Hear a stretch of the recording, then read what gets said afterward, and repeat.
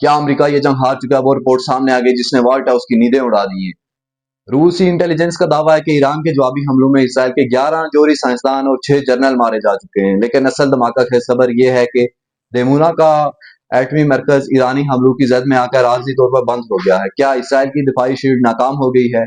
और क्यों अमेरिका का तैयारा बरदार जहाज इब्राहिम लंकन खलीज से 1000 किलोमीटर पीछे भाग गया? अपना हुर्मुज़ पर 17 दिन से काला झंडा लहरा रहा है। तेल $105 की हद को अबूर कर चुका है और खलीजी रियासतों से सरमायाकारों का इंखला जारी है। क्या ये तीसरी आलमी जंग की घंटी है?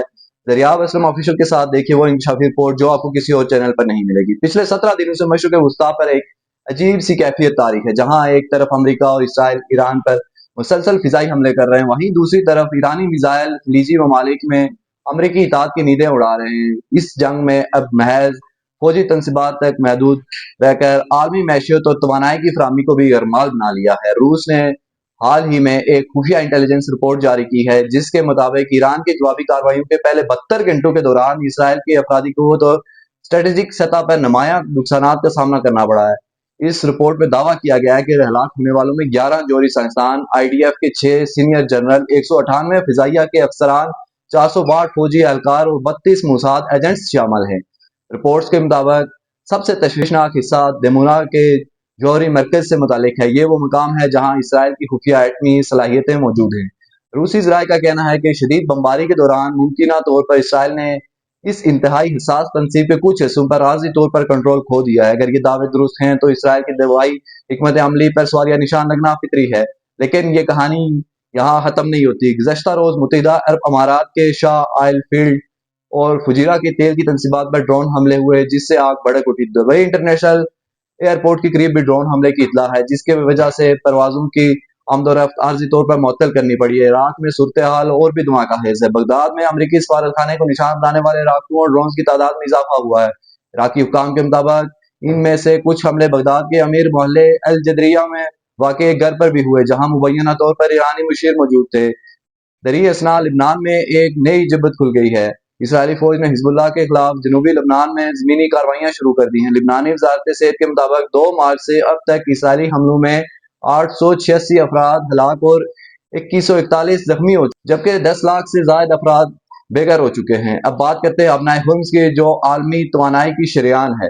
ईरान ने इस आपनाए को अमेरिका और इसके इत्तेहादियों के लिए बंद करार दे रखा है। नतीजा आलमी सतह पर तेल की कीमतें $105 की हद को अबूर कर चुकी हैं और माहिरीन का कहना है कि अगर ये बहरान जारी रहा तो तेल की कीमतें 2019 की बुलंद तरीन सतह को छू सकती हैं। इस जंग में एक और दिलचस्प पहलू अमरीकी बहरी बेड़े की नकलो हरकत का है। इतलात में है कि USS इब्राहिम लंकन तैयारा बरदार जहाज जो पहले ईरानी साहिलों से सिर्फ 350 किलोमीटर दूर था, अब ओमान के करीब 1100 किलोमीटर दूर महफूज फासले पर जा खड़ा हुआ। अमेरिका इसे कंट्रोल रिलोकेशन कह रहा है, ताम फौजी मुबसरीन इसे ईरानी मिसाइलों के खौफ से पीछे हटना करार दे रहे हैं। कुवैत में 7 अमेरिकी फाइटर जेट फ्रेंडली फायर का निशाना बनने की इतलात है, ताम अमेरिकी इंतजामिया इसे हादसा करार दिया। माहिरीन एविएशन का कहना है कि अमेरिकी तैयारे बरतर टेक्नोलॉजी का निशाना बने। माहिरीन का कहना है कि इस दुरुस्तगी के पीछे मुमकिना तौर पर जदीद टेक्नोलॉजी का हाथ है।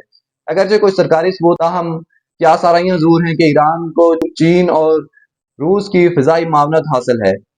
विडो 3 नेविगेशन सैटेलाइट और इलेक्ट्रॉनिक वारफेयर सिस्टम्स की फराहमी ने ईरानी मिसाइलों को नया कमाल दे दिया। ईरानी मिसाइल अब 100% दुरुस्तगी के साथ अमेरिकी रडार बैटरियों को निशाना बना रहे हैं। खलीज में मौजूद रडार सिस्टम तबाह हो चुके हैं, अब सिर्फ पैट्रियट, आयरन डूम और ईरो दफाई शील्ड बाकी हैं, लेकिन वो ईरानी मिसाइल रोकने में नाकाम है।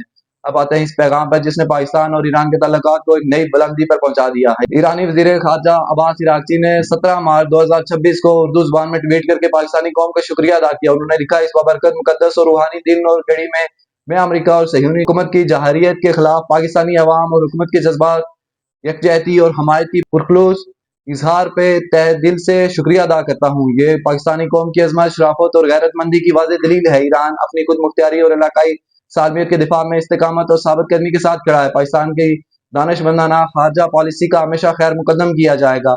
ये पैगाम ऐसे वक्त में आया जब पाकिस्तान ने इस तनाज़े में ब्रिज बिल्ड का किरदार अदा किया।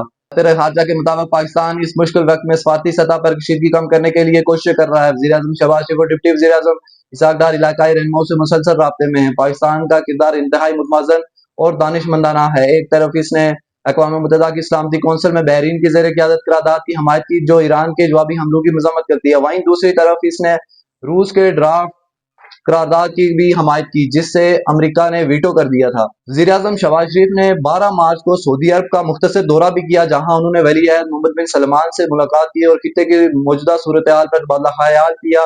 پاکستان کی کوشش ہے کہ وہ ایران کے ساتھ اپنے تاریخی ثقافتی اور مذہبی تعلقات کو برقرار رکھتے ہوئے خلیجی ممالک اور ترکی جیسے اتحادیوں کو بھی ناراض نہ کرے. ماہرین کا کہنا ہے کہ اگر یہ جنگ طویل ہوتی ہے تو پاکستان کی سفارتی پوزیشن مزید نازک ہو جائے گی. ان سب کے درمیان سفارتی محاذ بھی گرم ہے. ایرانی صدر مسعود پزشکیان نے فرانسیسی صدر میکرون سے ٹیلی فونک گفتگو کی ہے اور عالمی برادری سے مطالبہ کیا ہے کہ وہ صہیونی امریکی جارحیت کی مذمت کرے. دوسری جانب صدر ٹرمپ کا کہنا ہے کہ ایرانی مذمت کے لیے تیار نہیں ہے.